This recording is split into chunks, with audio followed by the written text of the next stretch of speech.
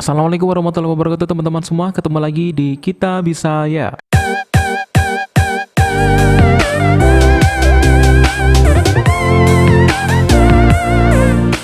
Baik teman-teman semua, gimana kabarnya hari ini? Alhamdulillah baik ya.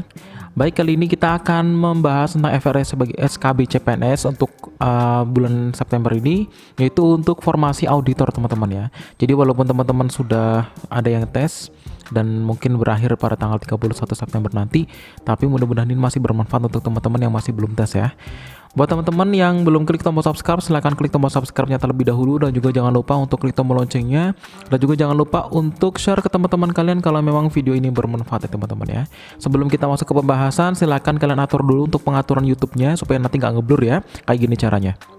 Jadi teman-teman ketika sudah masuk ke YouTube, jadi klik tanda titik 3 yang di sampingnya silang ini ya, kemudian pilih kualitas video. Nah, setelah masuk ke kualitas video, nanti akan muncul 144, 240, 360, 480, dan 720. Nah, silakan teman-teman pilih yang 360, 480, atau 720 supaya bisa kelihatan jelas ya.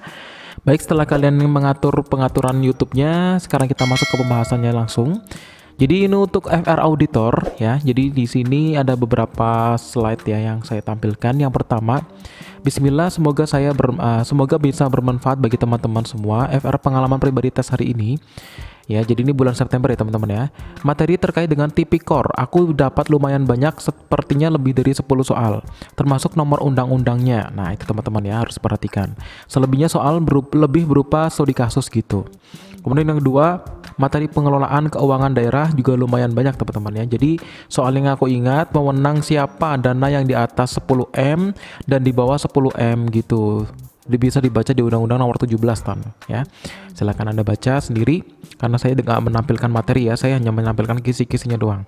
Kemudian yang ketiga, pemahaman dasar terkait dengan istilah asuransi dan consulting juga ada, yaitu MIS, kemudian review, kemudian pemantauan, jenis audit dan lain-lain ya. Bisa dibaca di modul audit intern. Nah, ini teman-teman ya di auditor. Silakan Anda cari materi ini ya.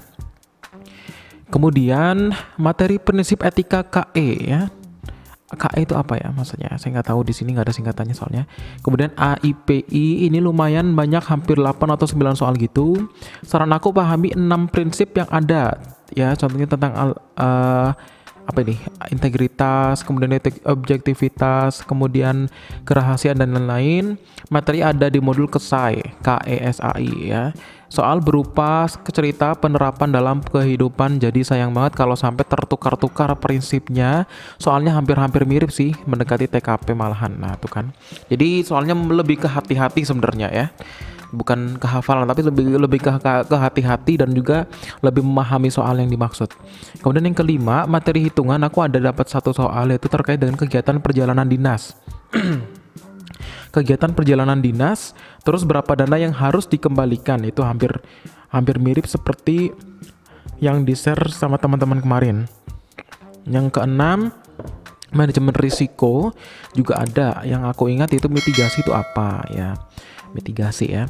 Kemudian yang ketujuh adalah soal kasus membayar polisi ketika ditilang. Nah, ini ya. Jadi materi tipikor teman-teman ya. Kemudian yang kedelapan, membantu nenek-nenek mengambil uang pensiunan, terus kita diberi uang dan kita terima apa? Terima itu apa? Maksudnya gimana ya?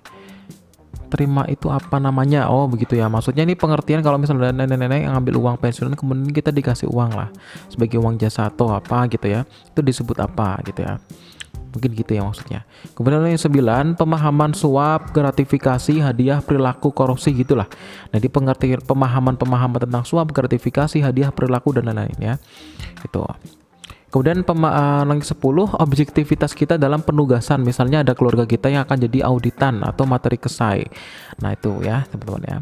Kemudian ada juga sedikit membagi FR hari ini beda lagi orangnya ya.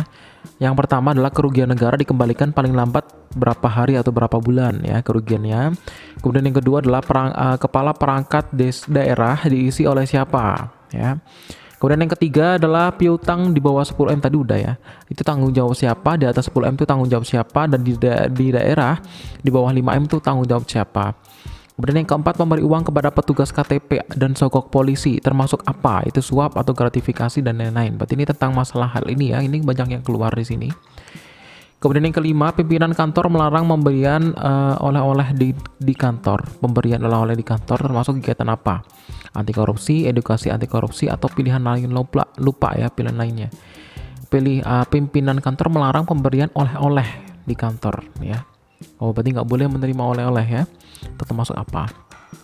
Kemudian prinsip etika itu penjelasannya dalam bentuk studi kasus teman-teman ya. Jadi nanti ada penjelasannya, kemudian ada studi kasusnya. Kemudian yang ketujuh adalah komunikasi efektif dan komunikasi empatik itu gimana ya. Kemudian yang kedelapan, urutan penyusunan laporan audit ya. Nanti dilihat gimana caranya. Kemudian laporan keuangan diserahkan paling lambat kapan, tadi udah disebutkan ya. PPKD selaku BUD memiliki tugas apa ya.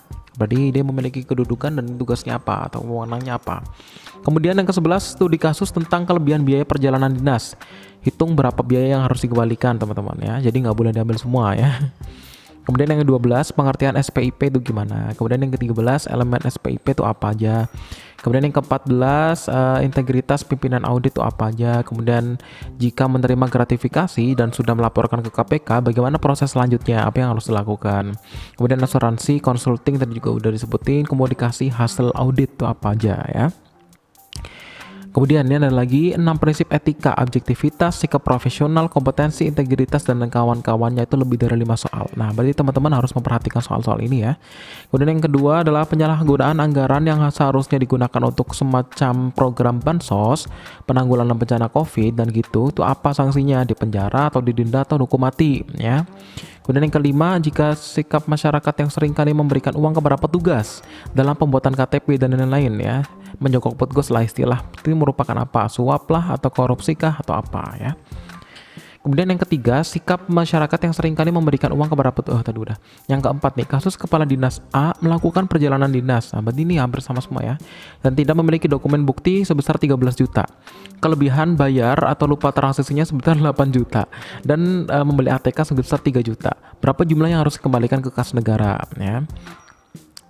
Kemudian yang kelima, kepala desa A dan perangkatnya tidak melakukan pelaporan atau pertanggungjawaban keuangan atau kinerja dengan baik karena kurangnya pemahaman atau keterampilan dalam hal itu.